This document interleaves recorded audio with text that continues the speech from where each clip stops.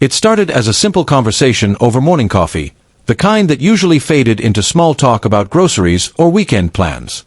My wife, Clara, was scrolling through her phone when she suddenly looked up and said, "By the way, from now on, your salary should go into our joint account."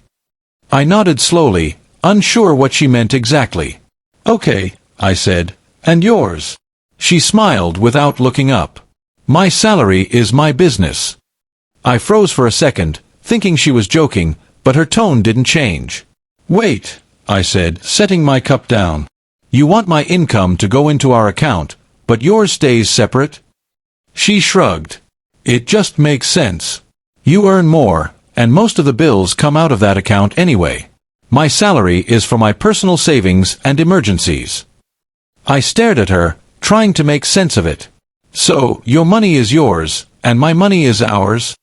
"Exactly," she said, as if it were the most reasonable thing in the world.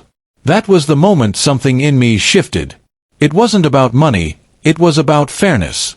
I'd never cared about who earned more or who paid for what. I believed in partnership.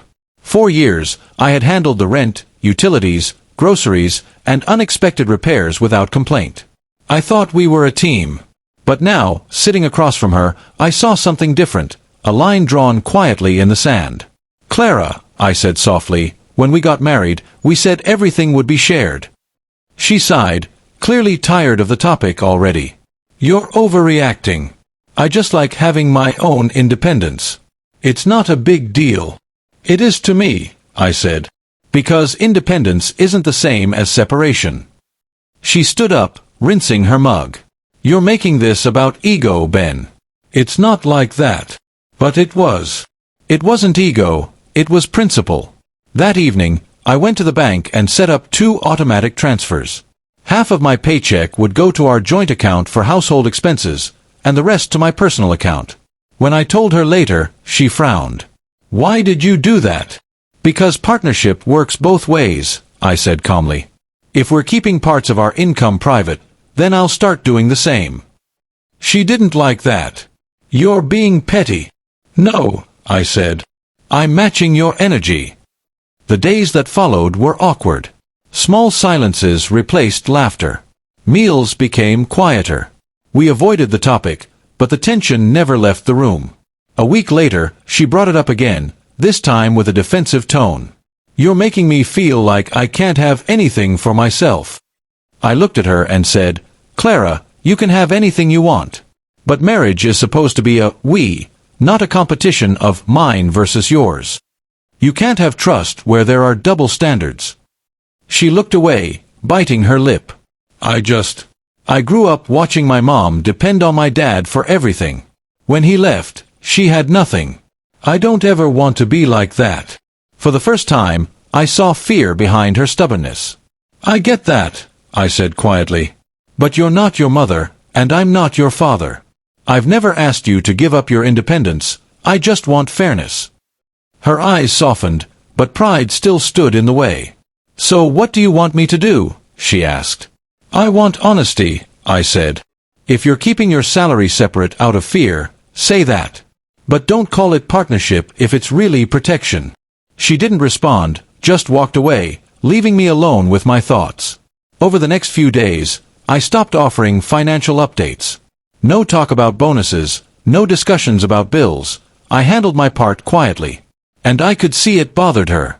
The day came when she tried to buy something expensive for the house, and the joint account didn't have enough funds. "Why isn't there money in here?" she asked. "Because I put half," I said. "Remember, our salaries are our business." She went silent, and for a long time, she just stood there. That night, she came to me with tears in her eyes. "I didn't realize how it sounded," she whispered. "I didn't mean to make it seem like I didn't trust you. I just thought keeping some control would make me feel safe." I took her hand. "Then we need to redefine what safety means. It's not keeping secrets from each other, it's knowing we're on the same side." She nodded slowly. The next morning, she surprised me by transferring part of her salary into the joint account. "It's not about the money," she said. "It's about what it represents." For the first time in weeks, I smiled genuinely. "That's all I wanted," I said.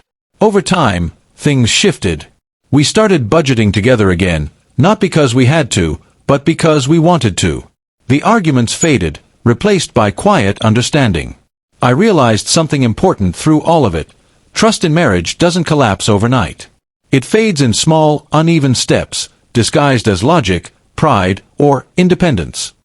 And it only rebuilds when both people are willing to meet halfway.